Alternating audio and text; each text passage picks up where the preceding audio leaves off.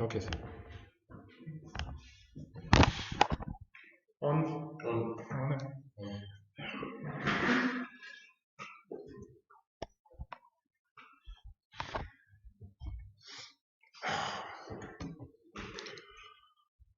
Okay. Hi, friends. Now we are undertaking a new journey. That's one in which we will be continuing for the next 3.5 years. Yeah, I'm Dr. Brigadier Vaz, and I'm the HOD, professor and HOD of the Department of Community Medicine.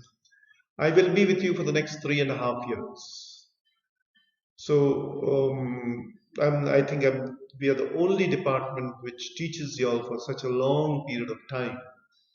And I wish that we were able to interact with each other, but unfortunately, this college has decided to take on the YouTube method of teaching, which I find really boring because it is didactic. It's just one way. It does not permit me to have an eye contact with you. But anyhow, we will start off community medicine. And community medicine basically deals, as it says, medicine in the community. And since you all are being trained to be basic doctors, this is what medicine is all about, community medicine. So before we start on community medicine and go on to the concepts of health and disease, I thought it prudent that we start off with the history of medicine. And today, so we'll just go through the history of medicine.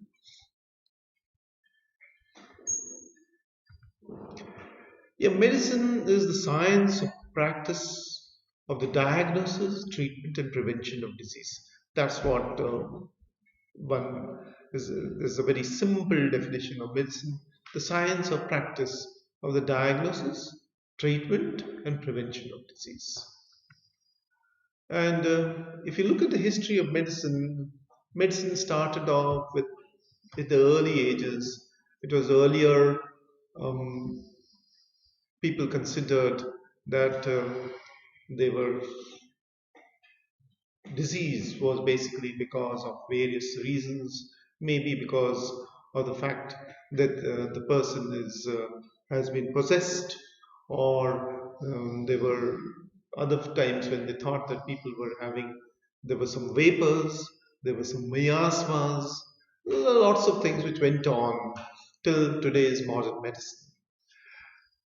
So we did have medicine man, priests or herbalists and magicians who took various ways to cure or give relief to sick people. Medical knowledge has been derived to the present extent by the observations and experiences of different fields of medicine. So there's lots of things which took place. We may sometime go into these things, these particular aspects of how medicine developed. Some of you who are keen may read up about it, but I'll just touch upon a few things in this particular lecture. So, primitive medicine was conceived in sympathy and born out of necessity. Basically, whenever a person used to fall sick, people were sympathetic towards that, and then they had to cure that person or to get him fit. So, there were various ways in which they used to do that. There were certain offerings to God. There were some other things which took place. So this is how primitive medicine developed. And members of the primitive medicine never distinguished between medicine, man, and religion. So religion was interwoven with medicine. There was a time when it was always felt that priests were the best healers. So the reasons behind the sickness were supernatural agents like gods, holy people, and ghosts. Its practice has been This practice of primitive medicine has been traced 10,000 years back and is still practiced in very many areas of Asia. Even in India, we have so many people who still believe in the Jhar book, method of treatment. They still believe in having, they're talking about evil eye, etc., various other things which are there. So this continues to be a problem area. In the present world, use of household remedies without knowing how they act and cure continues. Dadi Amma's treatment continues. May have some scientific basis. It may have some scientific basis. Maybe it is useful, but we need to do more research on it and then come out with an active formula and then utilize it rather than use it in the way in which it is used. So just let me touch upon the Indian medicine, where very widely known as Ayush. Ayush being Ayurveda, Siddha, Unani, and Homeopathy. Now, Ayurveda and Siddha systems of medicines are actually of Indian origin. Only these two, Ayurveda and Siddha. Unani is Yunan as it is known. Yunan is Greece. So Unani medicine basically is a Greek medicine which is there. Greek medicine. And homeopathy started in Germany. Uh, by the way, Unani medicine is not practiced in Greece at present. Unani medicine has then moved from there to the Arabian Peninsula and then come down to India, and very less places in the world still continue with Unani medicine. Homeopathy, again, not practiced in most places of the world, including Europe. Hardly any places in Europe except Germany has a little bit of homeopathy still there. But otherwise, the rest of the world has given up on homeopathy, but India continues to carry on with it. So, when we talk about Ayurveda, it implies knowledge of life, knowledge by which life may be prolonged. Ayurveda, dated back to 5000 BC and is developed from the Atharva Veda. Basically, the Tridosha theory has three dosas or humors: the Vata, the Pitta, and the Kapha. Vata means Vata is Vatavaram, Vata. Vata is wind. The Pitta is the gall, and the Kapha is the mucus. So these are the three dosas or humors which are the basis of whole of Ayurveda. Dhanvantri, who is the god of Ayurveda, appears as Vishnu holding medical herbs in one hand. So we see this. This is Dhanvantri is referred to very often in our medical vocabulary. The Dhanvantri was considered the physician of the gods, who appeared at the churning of the ocean and is worshipped by the physician community. He is the father of Indian science and medicine and Ayurveda, and Ayurveda is basically attributed to him. He is also called Sudapani because he appears from the ocean carrying nectar in his hands. So we have Dhanvantri being the basically what we consider to be the physician in India. So this is a basic the one picture of the birth of Dhanvantri from the ocean, churning of the oceans. Here we have the god of Indian medicine. According to Puranas, the incarnation of Vishnu has originated a universally effective system of traditional herbal medicine.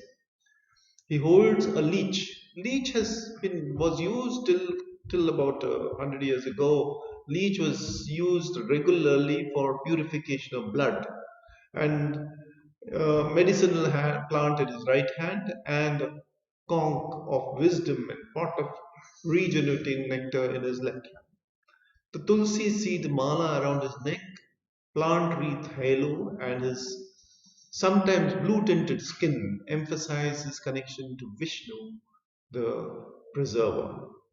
Dhanvantri Niganthu is considered the most ancient glossary of names, synonyms, and properties of 373 medicinal substances. Basically, this is what we have garnered through the ages. Dhanvantri Niganthu.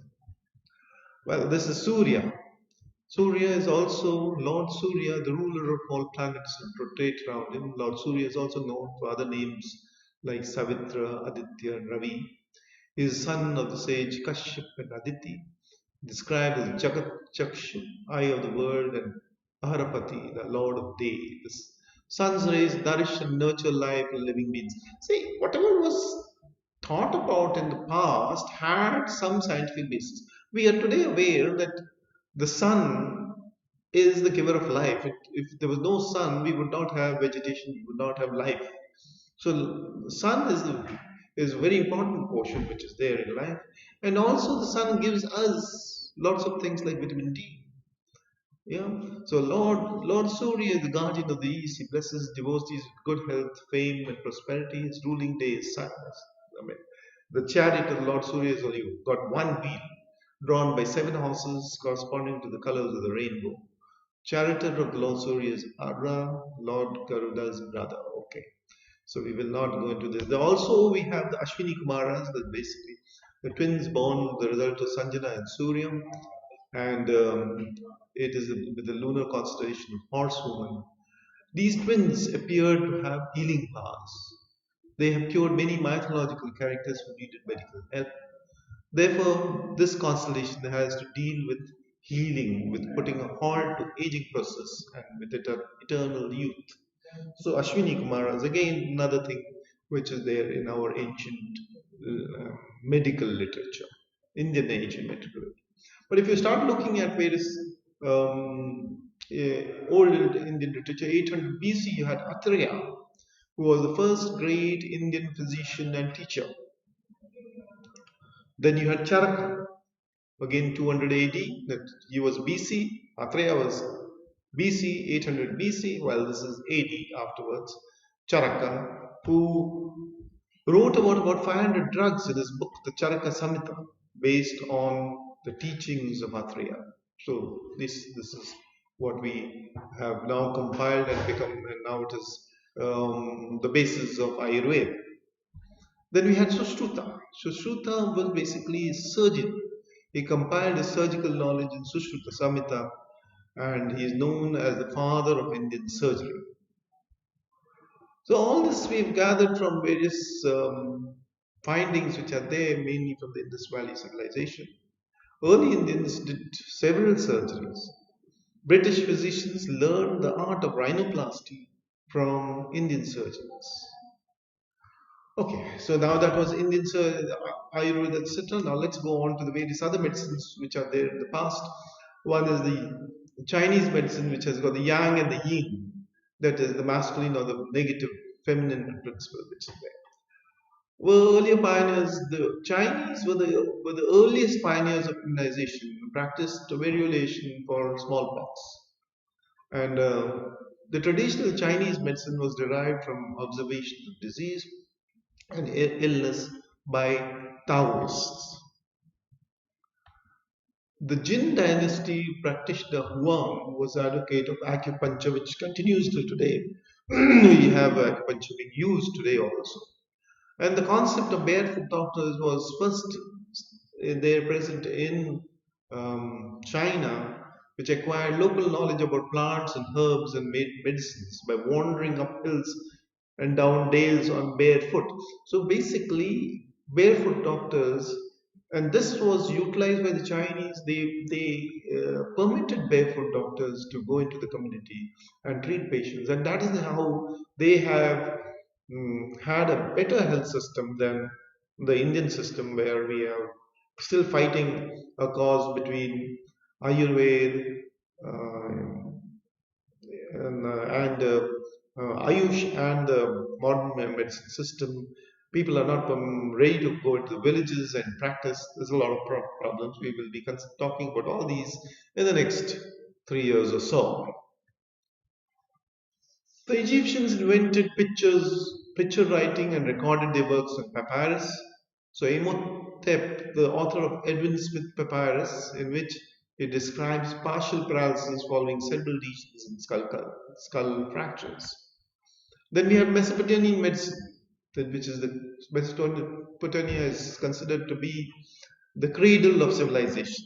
The oldest medical prescription is from Mesopotamia, dating back to 2100 BC. Then we had the Babylonian King Hammurabi issuing the first written law, the Code of Hammurabi, based on the revelation of Shamash, the god of justice. It had laws that governed the conduct of physicians and provided for health practices. So this is in Babylon in the early days. Then the Greek medicine, the civilizers of the ancient world, as it is called. Now note the snake and the rod, which we'll be talking about a little later, which is now used as a symbol for medicine, symbol for cure. So it all started with the early leader in Greek medicine, that is Asclepius. Asclepius was considered to be the person from where we have got this rod and snake. The He was the early healer in those days, and Greek hero who later became the Greek god of medicine and healing. The son of Apollo and Conus, Asclepius had 5 daughters: Acesso, Lasso, PANACEA, Aglia, and HYGIEA. Among these, the two more important are PANACEA and HYGIEA. We'll just talk about it.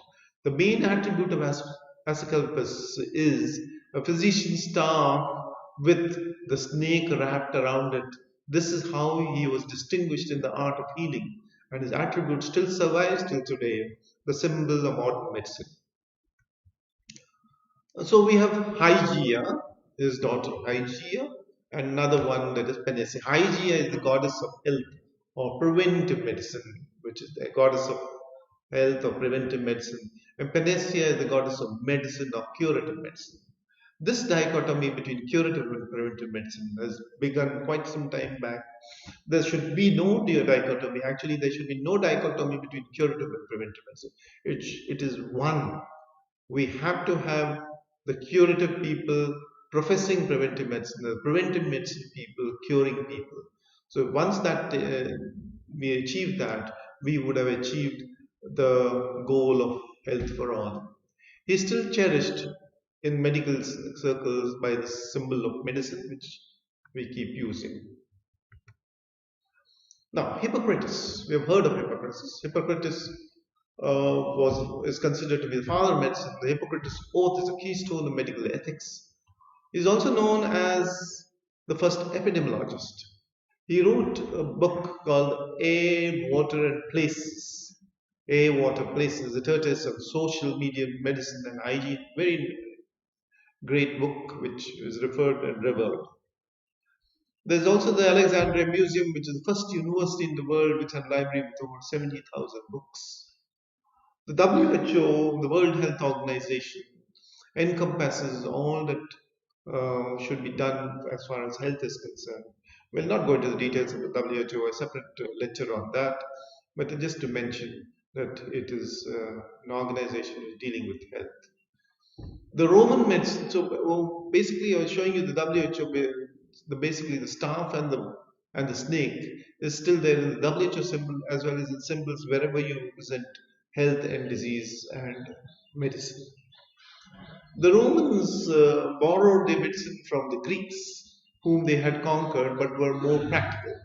So, if you remember, the Greek medicine was the Unani medicine, but they have shifted over. And the Galen who's there, he observed that disease is due to 3 factors: predisposing factors, exciting factors, and environmental factors. We still talk about these 3: predisposing factors, exciting factors, and environmental factors. So Galen, who was the father of Roman medicine, he was the one who brought out these particular concepts. So Middle Ages of 500 to 1500 AD, medieval ages period is also known as the Dark Ages of medicine. Leaders in the Arabic medicine, the Persians, they were the ones who continued. And Abu Bakr wrote one, or Raises as he was called, wrote a book on children's diseases. Ibn Sina, Abyssinia compiled Canon of Medicine. He is known as almost like known as the father of pharmacology. Contributed to pharmacology, introduced wide ranges of syrups, spread of there was a lot of spread of Christianity, and wherever Christianity spread, hospitals were made. So that was one plus point as far as the spread of Christianity is concerned.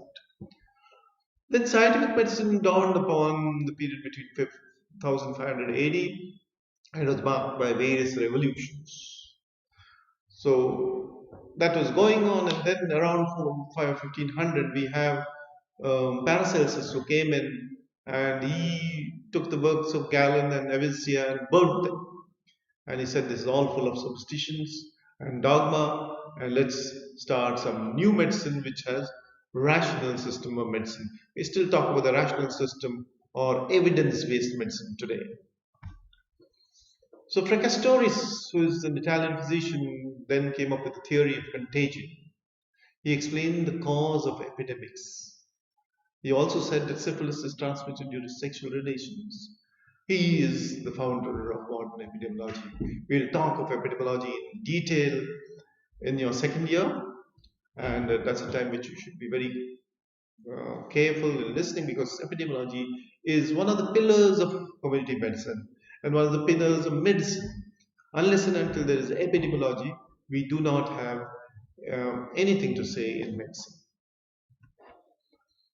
So Andreas Vesalius is the first man of modern medicine. He did a lot of dissections on human bodies and demonstrated some of Galen's errors.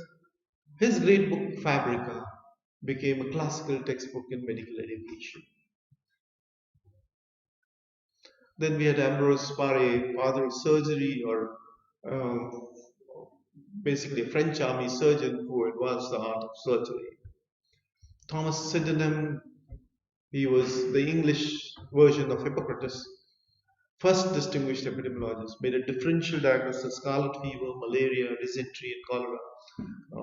Thomas Sydenham is well known for his work. William Harvey, known for his work on blood circulation. Leeuwenhoek, for his work on microscope. Then the sanitary awakening came in, and in the 19th century we had Edwin Chadwick, who wrote about the great cholera epidemic, and then came out with the Public Health Act of 1848 in England. There we have one of the greatest persons, John Snow. You see, John Snow was a physician, and I'll tell you a long story later on. But basically, to cut a long story short, he was a physician who was known as the father of epidemiology because of the fact that he was the one who did the mapping of cases of cholera in Oxford Street, and he then found out that it was water from a particular pump was causing the cholera. Louis Pasteur came up with the germ theory of disease, and Robert Koch discovered the Anthrax bacilli. We have got the Koch's postulates, which we'll talk about in the next lecture possibly. And preventive medicine, both the preventive medicine started with James Lind, where he had sailors on board a ship, and he found that they were suffering scurvy. So he did a experiment. He put some sailors who he used to give lime, and other sailors he would not give lime. And he found that those people who were having lime, fresh lime, they were the ones who did not suffer from scurvy, while the rest suffered from scurvy. Edward Jenner then started vaccination against smallpox. Cholera vaccine came up in 1892 with diphtheria antitoxin in 1894, anti-typhoid vaccine in 1898, and of course we have the COVID vaccine coming up in 2021, isn't it? Okay. Then we had further advancements on the modes of disease transmission. We have our great Colonel Ronald Ross, or at that time Major Ronald Ross, who discovered the transmission cycle of malaria. And where did he discover it?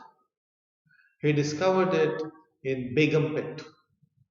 The place where he discovered it is still available near the Begumpet airport. All of you must go to the place and see where Ronald Ross discovered the mosquito cycle.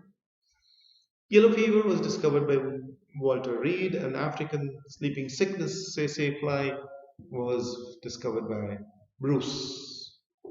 So modern medicine basically came up with Munich came up with the concept of multifactorial causation of disease, and that's how we came up with modern medicine, curative medicine, preventive medicine, and social medicine.